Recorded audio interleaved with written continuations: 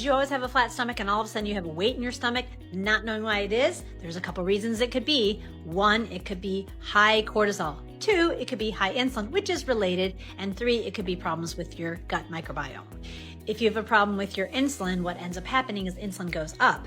Insulin goes up whenever you eat, especially refined sugars. Glucose goes down, and then insulin will go up again. So it's a yo-yo where you either have low sugar or high sugar, and you store fat. We always check fasting labs. We like to check a fasting glucose, a fasting insulin, which often isn't included, and a hemoglobin A1C, which is the average of your sugar over the last 90 days. One of the fastest things I've seen to help your high fasting insulin is something called intermittent fasting or time restricted feeding. All that means is try to go longer overnight without eating any food. You can't have anything in this window except for water, black coffee, maybe some tea.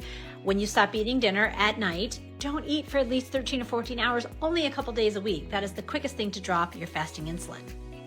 If it's a problem like a food sensitivity, you could also be gaining weight here, so you might want to consider an anti-inflammatory diet. The most common food sensitivities are soy, eggs, gluten, and dairy. If it's a problem with the bacteria in your gut, like you've had a history of a lot of stress, or you've taken a lot of antibiotics in the past, or you've taken a PPI, it could be bacterial overgrowth. You'll notice that you wake up and you feel pretty good, and after you eat, you have a lot of bloating.